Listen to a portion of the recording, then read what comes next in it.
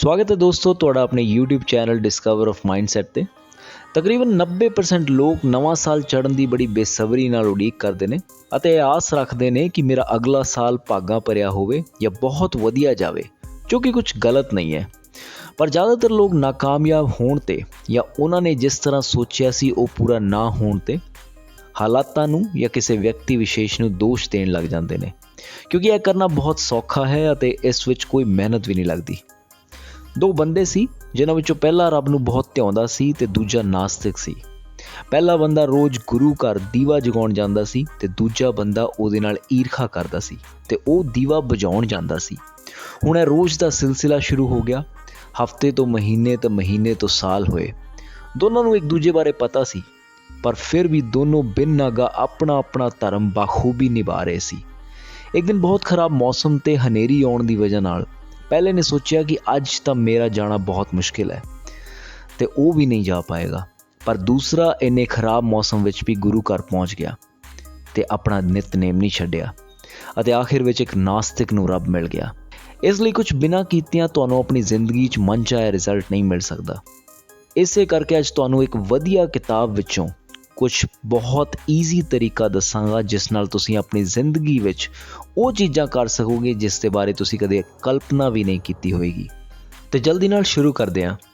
Number 1, start small. ਇਸ book ਵਿੱਚ ਲੇਖਕ ਨੇ ਫੈਸਲਾ ਲਿਆ ਸੀ ਕਿ ਉਹ ਰੋਜ਼ ਸਵੇਰੇ ਉੱਠ ਕੇ ਪੂਰਾ 1 ਘੰਟਾ ਕਸਰਤ ਕਰਨਗੇ ਤੇ ਆਕਰਸ਼ਕ ਬਾਡੀ ਬਣਾਉਣਗੇ। 2 ਦਿਨ ਤੱਕ ਉਹਨਾਂ ਨੇ ਪੂਰੇ ਜੋਸ਼ ਨਾਲ ਕਸਰਤ ਕੀਤੀ, ਪਰ 2 ਦਿਨ ਬਾਅਦ ਆਥਰ ਦੇ ਲੱਖ ਕੋਸ਼ਿਸ਼ ਕਰਨ ਤੋਂ ਬਾਅਦ ਵੀ ਉਹਨਾਂ ਦੀ ਮੋਟੀਵੇਸ਼ਨ ਪੂਰੀ ਤਰ੍ਹਾਂ ਖਤਮ ਹੋ ਗਈ। ਫਿਰ ਜਦੋਂ ਆਥਰ ਨੂੰ ਲੱਗਿਆ ਕਿ ਇਸ ਤਰ੍ਹਾਂ ਗੋਲ ਨੂੰ ਪੂਰਾ ਕਰਨਾ ਮੁਸ਼ਕਿਲ ਹੈ ਤੇ ਉਹਨਾਂ ਨੇ ਫੈਸਲਾ ਲਿਆ ਕਿ ਮੈਂ ਸਵੇਰੇ ਉੱਠ ਕੇ ਸਿਰਫ 2 ਪੁਸ਼ਅਪ ਕਰਾਂਗਾ, ਜੋ ਕਿ ਸੁਣਨ ਵਿੱਚ ਬਹੁਤ ਹੀ ਅਜੀਬ ਤੇ ਛੋਟਾ ਗੋਲ ਲੱਗ ਰਿਹਾ ਸੀ। ਉਹਨਾਂ ਨੇ ਇਹ ਡਿਸਾਈਡ ਕਰਕੇ ਆਪਣੇ ਪਹਿਲੇ ਦਿਨ ਦੇ 2 ਪੁਸ਼ਅਪ ਪੂਰੇ ਕੀਤੇ ਤੇ ਦੇਖਦੇ ਹੀ ਦੇਖਦੇ ਉਹਨਾਂ ਦੀ ਇਹ ਰੂਟੀਨ ਬਣ ਗਈ ਤੇ ਜਿਸ ਕਰਕੇ ਉਹ 2 ਪੁਸ਼ਅਪ ਤੋਂ ਵੱਧ ਕੇ ਹੌਲੀ-ਹੌਲੀ 1 ਘੰਟੇ ਦੀ ਕਸਰਤ ਤੇ ਆ ਗਏ। ਇਸ ਤੋਂ ਆਥਰ ਨੂੰ ਇੱਕ ਬਹੁਤ ਵੱਡੀ ਗੱਲ ਸਮਝ ਆਈ ਕਿ ਇੱਕ ਨਾਰਮਲ ਇਨਸਾਨ ਆਪਣੇ ਲਈ ਜੋ ਗੋਲ ਸੈੱਟ ਕਰਨ ਦਾ ਤਰੀਕਾ ਚੁਣਦਾ ਹੈ ਉਹ ਬਹੁਤ ਗਲਤ ਹੈ। ਐਗਜ਼ਾਮਪਲ ਦੇ ਤੌਰ ਤੇ ਮੰਨ ਲਓ ਤੁਸੀਂ ਆਪਣੀ ਜ਼ਿੰਦਗੀ ਵਿੱਚ ਕਰੋੜਾਂ ਰੁਪਏ ਕਮਾਉਣਾ ਚਾਹੁੰਦੇ ਹੋ ਤੇ ਜਿਸ ਨਾਲ ਤੁਸੀਂ ਮਹਿੰਗੀ ਕਾਰ ਜਾਂ ਘਰ ਖਰੀਦਣਾ ਚਾਹੁੰਦੇ ਹੋ। ਇਸ ਵਾਸਤੇ ਤੁਹਾਨੂੰ ਆਪਣੀ ਸ਼ੁਰੂਆਤੀ ਸਫ਼ਰ ਵਿੱਚ ਮਹੀਨੇ ਦੇ 50,000 ਜਾਂ 1 ਲੱਖ ਕਮਾਉਣ ਬਾਰੇ ਨਹੀਂ ਸੋਚਣਾ ਚਾਹੀਦਾ, ਬਲਕਿ ਤੁਹਾਨੂੰ ਪਹਿਲਾਂ ਆਪਣੇ ਆਪ ਨੂੰ ਇੱਕ ਬਹੁਤ ਛੋਟੇ ਅਮਾਊਂਟ ਦਾ ਇੱਕ ਟਾਰਗੇਟ ਦੇਣਾ ਚਾਹੀਦਾ ਹੈ ਜੋ ਤੁਹਾਡੇ ਲਈ ਬਹੁਤ ਈਜ਼ੀ ਅਮਾਊਂਟ ਹੋਵੇ। ਇਸੇ ਤਰ੍ਹਾਂ ਕੋਸ਼ਿਸ਼ ਕਰੋ ਤੁਹਾਡੇ ਪੂਰੇ ਦਿਨ ਵਿੱਚ ਤੁਸੀਂ 2 ਜਾਂ 3 ਬਹੁਤ ਛੋਟੇ ਟਾਰਗੇਟ ਸੈੱਟ ਕਰੋ ਜੋ ਕਿ 2 ਜਾਂ 4 ਮਿੰਟ ਦੇ ਵਿੱਚ ਪੂਰੇ ਹੋ ਜਾਣ। ਜਿਸ ਤਰ੍ਹਾਂ ਕੁਝ ਮਿੰਟ ਲਈ ਕਸਰਤ ਕਰਨਾ, ਕੋਈ ਬੁੱਕ ਪੜ੍ਹਨਾ ਜਾਂ ਕੋਈ ਐਜੂਕੇਸ਼ਨਲ ਵੀਡੀਓ ਦੇਖਣਾ। ਇਸ ਤਰ੍ਹਾਂ ਕਰਨ ਨਾਲ ਤੁਹਾਨੂੰ ਬਹੁਤ ਵਧੀਆ ਫੀਲ ਹੋਵੇਗਾ ਤੇ ਤੁਸੀਂ ਅੱਗੇ ਚੱਲ ਕੇ ਇੱਕ ਕਾਮਯਾਬ ਇਨਸਾਨ ਬਣੋਗੇ। ਨੰਬਰ 2, ਨਿਊਟਨ ਦਾ ਪਹਿਲਾ ਲਾਅ, ਜੋ ਕਹਿੰਦਾ ਹੈ ਕਿ ਅਗਰ ਕਿਸੇ ਫੁੱਟਬਾਲ ਨੂੰ ਆਪਣੀ ਜਗ੍ਹਾ ਤੋਂ ਹਿਲਾਉਣਾ ਹੋਵੇ ਤਾਂ ਉਸ ਨੂੰ ਕਿਸੇ ਬਾਹਰੀ ਦਬਾਅ ਜਿਵੇਂ ਕਿੱਕ ਜਾਂ ਹਵਾ ਦੀ ਲੋੜ ਪਵੇਗੀ। ਇੱਕ ਨਾਰਮਲ ਇਨਸਾਨ ਦੀ ਹੈਬਿਟ ਵੀ ਕੁਝ ਇਸ ਤਰ੍ਹਾਂ ਹੀ ਹੁੰਦੀ ਹੈ।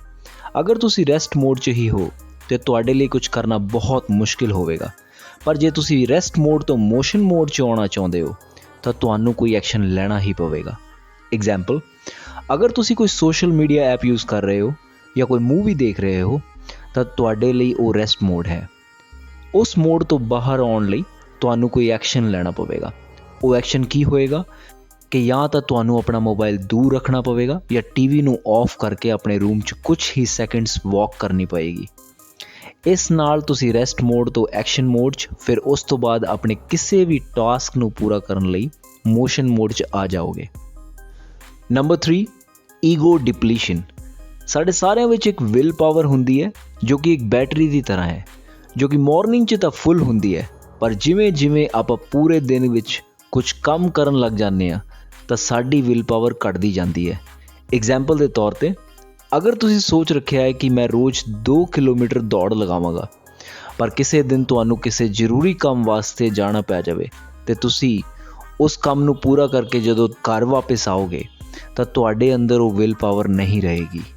ਇਸੇ ਲਈ ਅਗਰ ਤੁਸੀਂ ਮਿਨੀ ਹੈਬਿਟਸ ਬਣਾਓਗੇ, ਜਿਸ ਤਰ੍ਹਾਂ 2 ਕਿਲੋਮੀਟਰ ਦੀ ਬਜਾਏ ਅੱਧਾ ਕਿਲੋਮੀਟਰ ਜਾਂ ਉਸ ਤੋਂ ਵੀ ਘੱਟ ਰੋਜ਼ ਦੌੜਨ ਦਾ ਗੋਲ ਰੱਖੋਗੇ ਤਾਂ ਤੁਸੀਂ ਕਿੰਨਾ ਵੀ ਥੱਕੇ ਹੋਵੋਗੇ ਫਿਰ ਵੀ ਆਪਣਾ ਗੋਲ ਪੂਰਾ ਕਰ ਹੀ ਲਵੋਗੇ।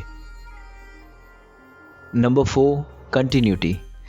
ਕੁਝ ਰਿਸਰਚਰਸ ਦਾ ਦਾਅਵਾ ਹੈ ਕਿ ਨਵੀਂ ਹੈਬਿਟ ਨੂੰ ਜ਼ਿੰਦਗੀ ਦਾ ਇੱਕ ਹਿੱਸਾ ਬਣਨ ਲਈ 21 ਦਿਨ ਜਾਂ ਮੈਕਸਿਮਮ 66 ਦਿਨ ਲੱਗਦੇ ਨੇ। ਪਰ ਮਿਨੀ ਹੈਬਿਟ ਬਣਾਉਣ ਦੀ ਇੱਕ ਖਾਸ ਗੱਲ ਹੈ ਕਿ ਇਹ ਹੈਬਿਟ ਇੰਨੀ ਸਿੰਪਲ ਤੇ ਛੋਟੀ ਹੁੰਦੀ ਹੈ ਕਿ ਇਹਨੂੰ ਆਪਣੀ ਜ਼ਿੰਦਗੀ ਦਾ ਹਿੱਸਾ ਬਣਾਉਣਾ ਬਹੁਤ ਹੀ ਸੌਖਾ ਹੈ। ਜਿਸ ਤਰ੍ਹਾਂ ਸਵੇਰੇ ਬ੍ਰਸ਼ ਕੀਤੇ ਬਿਨਾਂ ਤੁਹਾਡੇ ਕੋਲੋਂ ਕੁਝ ਖਾਧਾ ਨਹੀਂ ਜਾਂਦਾ, ਇੱਕ ਟਾਈਮ ਤੋਂ ਬਾਅਦ ਤੁਹਾਨੂੰ ਇਸੇ ਤਰ੍ਹਾਂ ਦੀ ਫੀਲਿੰਗ ਆਏਗੀ। Number 5 emotional push. ਇੱਕ ਮੁੰਡਾ ਸੀ ਜੋ ਬਹੁਤ ਮਿਠਾਈ ਖਾਂਦਾ ਸੀ, ਜਿਸ ਨਾਲ ਉਹਦਾ weight ਬਹੁਤ ਵਧਣ ਲੱਗ ਗਿਆ ਸੀ।